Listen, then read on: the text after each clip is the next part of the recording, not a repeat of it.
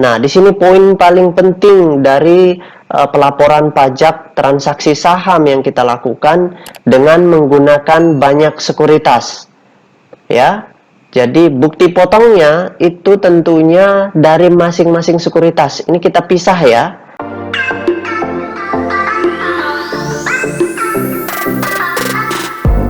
Hai Smart Traders and Investor, kembali lagi bersama saya Kadek Mertayasa di channel IYUK Nabung Saham. Nah, di episode kali ini kita akan secara khusus membahas mengenai bagaimana cara melapor pajak saham dari transaksi yang kita lakukan di berbagai sekuritas. Jadi nanti akan kita gabungkan ya.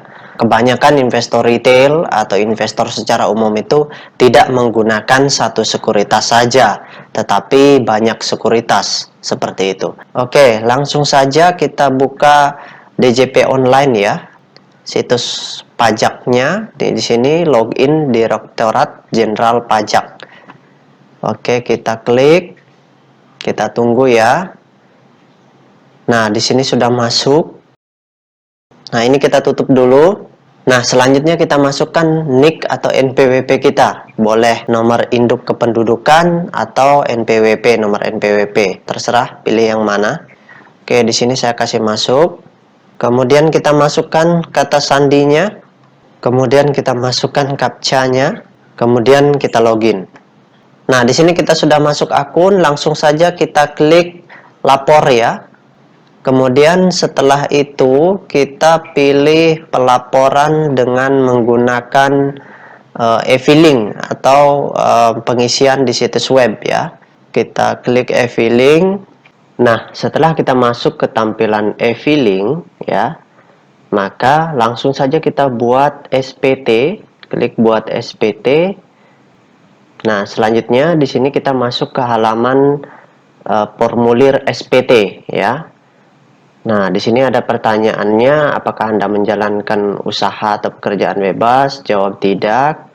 Nah, selanjutnya, apakah Anda seorang suami istri yang menjalankan kewajiban perpajakan pisah harta? Jawab juga tidak. Kemudian, kita scroll ke bawah dulu. Selanjutnya, apakah penghasilan bruto Anda peroleh kurang dari 60 juta rupiah per tahun? Kita jawab tidak. Nah, selanjutnya di sini pertanyaan terakhir, Anda dapat menggunakan formulir 1770S. Pilihan prompt yang digunakan itu kita buat dengan bentuk formulir, seperti itu. Kemudian kita scroll ke bawah, lalu kita klik SPT 1770S dengan bentuk formulir. Kita klik, oke, kita tunggu. Nah, di sini sudah masuk ya. Nah, di sini tampilan pertama dalam melaporkan SPT tahunan kita. Di sini data formulirnya kita isi ya. Yang pertama tahun pajaknya kita langsung klik 2022.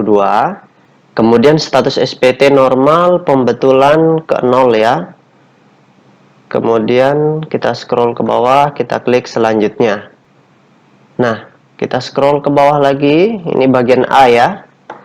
Bagian A, penghasilan yang dikenakan PPh final dan atau bersifat final. Di sini kita isi ya. Kita klik langsung tambah. Nah, di sini yang pertama yang akan kita laporkan itu adalah penjualan saham di Bursa Efek, seperti itu. Jadi penjualan saham di Bursa Efek. Nah, yang paling penting di sini adalah ketika Anda menggunakan banyak sekuritas. Di sini untuk DPP atau penghasilan brutonya kita total secara keseluruhan ya. Nah, tapi kalau misalkan Anda menggunakan satu sekuritas saja, contohnya kayak gini. Data DPP itu digunakan untuk kita cari transkrip nilai transaksi setahun. Nah, ini contohnya. Ambil data di bagian amount, itu totalnya yang di bawah. Itu yang dikasih masuk ya. Kalau misalkan Anda menggunakan satu sekuritas, nah tapi di sini saya tidak menggunakan satu sekuritas saja, seperti itu. Jadi di sini untuk DPP-nya kita tambah ya. Kalau misalkan Anda menggunakan 5 sekuritas, jadi semua total transaksi Anda selama setahun di masing-masing sekuritas itu ditambah. Contohnya seperti ini. Kalau dari Pak Guru menggunakan gabungan dari 3 sekuritas, yaitu Ajaib, kemudian Mandiri Sekuritas, dan Indo Primer Sekuritas. Jadi di total semua, ditambah semua, kemudian baru kita ambil data ini seperti itu. Kemudian kita copy, ya. Setelah itu kita masukkan langsung ke DPP-nya, ya. Kita copy di sini, kita paste. Nah, selanjutnya kita ambil PPh terhutangnya juga demikian, ya. Nah, di sini PPh terhutangnya kita ambil dari 3 sekuritas juga, karena memang di sini Pak Guru menggunakan 3 sekuritas. Sebenarnya ada lagi 1 sekuritas, tetapi belum pernah dilakukan transaksi jual dan beli seperti itu. Jadi untuk saat ini masih 3 sekuritas saja. Kita ambil totalnya, ya, kita copy totalnya, ya.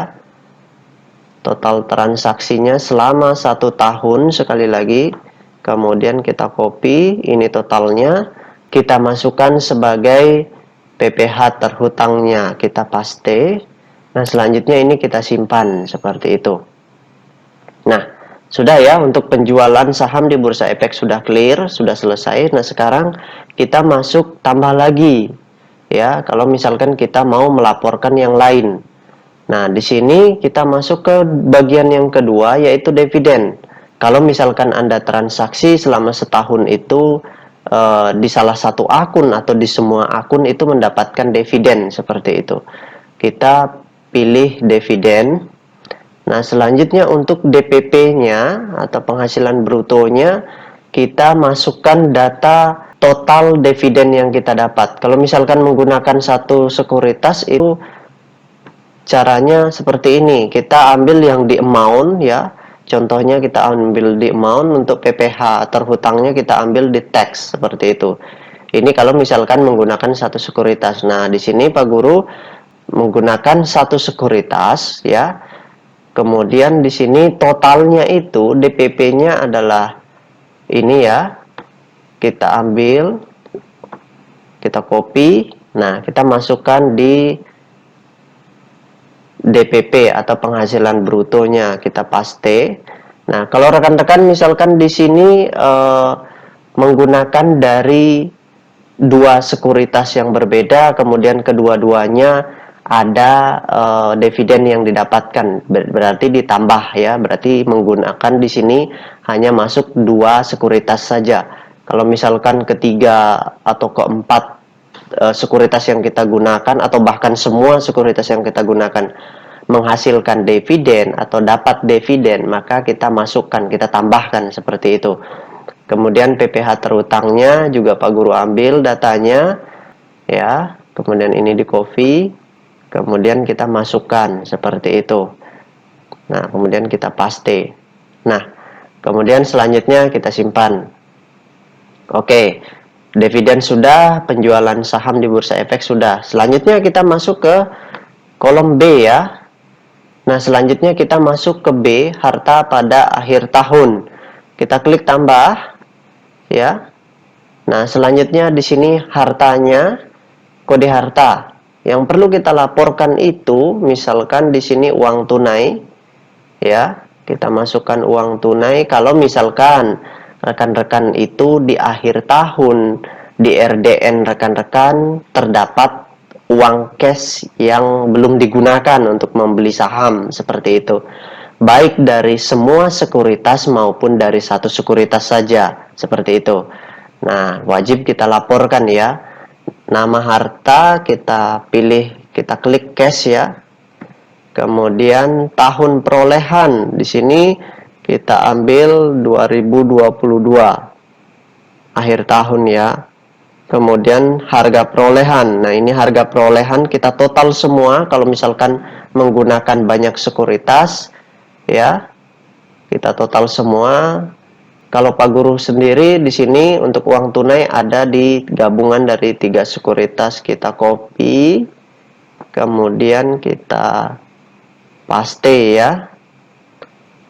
Nah, kalau misalkan rekan-rekan hanya ada di 2 sekuritas atau hanya ada di 1 sekuritas saja seperti itu, ya silahkan harga perolehannya simpan di totalnya itu dari 1 sekuritas atau dari 2 sekuritas saja. Keterangannya di sini cash, kemudian kita simpan seperti itu. Nah, selanjutnya kita tambah lagi yang perlu kita laporkan yang kedua, yaitu harta saham kita. Saham yang dibeli untuk dijual kembali, ya, itu perlu kita laporkan. Kita klik 031 kodenya ya, bukan 032, karena itu untuk saham yang sifatnya warkat atau harta yang tidak dijual di bursa efek seperti itu. Nama hartanya saham, kemudian tahun perolehan 2022 ya, kemudian harga perolehan ini juga. Jadi di sini bisa berupa gabungan dari 3 sekuritas. Jadi kalau misalkan Anda punya 5 atau bahkan 10 sekuritas, itu semua harta saham yang kita miliki di akhir tahun itu ditambah semua, ya, ditambah semua seperti itu. Nah, itu misalkan Pak Guru di sini harta saham gabungan dari 3 sekuritas. Jadi semua harta saham Pak Guru yang di Ajaib Sekuritas, di Mandiri Sekuritas, dan di Indo Premier Sekuritas itu dimasukkan di total. Kemudian selanjutnya kita copy dan kita paste di sini ya. Kemudian keterangannya kita pilih saham, kemudian kita simpan seperti itu. Oke, untuk uang cash sudah, saham sudah. Nah, sekarang kita tambah lagi. Kalau misalkan rekan-rekan punya harta berupa reksadana atau obligasi, silahkan ya dimasukkan seperti itu. Kalau tidak punya, ya tidak usah seperti itu ya. Nah, di sini Pak Guru contohkan untuk obligasi, kita kasih masuk obligasi pemerintah ya. Di sini nama hartanya obligasi. Kemudian tahun perolehannya kita masukkan 2022. Harga perolehannya juga begitu ya. Kalau misalkan rekan-rekan menggunakan membeli obligasi dari 2 atau 3 atau bahkan 10 sekuritas, jadi ditambah semua kemudian dimasukkan di sini seperti itu sebagai harga perolehannya. Jadi Pak Guru di sini hanya 1 sekuritas saja. Jadi Pak Guru copy, kemudian dimasukkan ke harga perolehan, kita paste. Selanjutnya keterangannya obligasi. Oke, selanjutnya kita simpan. Nah, berikutnya Pak Guru tambah lagi ya. Kalau misalkan rekan-rekan punya harta berupa reksadana, silakan klik reksadana. Selanjutnya nama hartanya reksadana, kemudian tahun perolehannya 2022. Harga perolehannya ini juga, kalau misalkan rekan-rekan menggunakan ada yang dari bibit, ada yang dari sekuritas-sekuritas lain, itu ditambah semua kemudian dimasukkan di sini. Seperti itu. Nah, kalau Pak Guru di sini menggunakan 1 sekuritas saja, copy. Setelah itu kita masukkan di harga perolehan seperti itu, kita paste. Nah, selanjutnya keterangannya reksadana, kemudian kita simpan seperti itu. Oke, semuanya sudah ya, sudah clear. Nah, selanjutnya kita masuk ke bawah ya. Kewajiban pada akhir tahun, oke, tidak ada ya. Karena kita sebagai investor tidak membayar, berarti kita tidak perlu memasukkan di sini kewajiban pada akhir tahun. Kita lewati. Daftar susunan anggota keluarga kita lewati. Selanjutnya kita klik.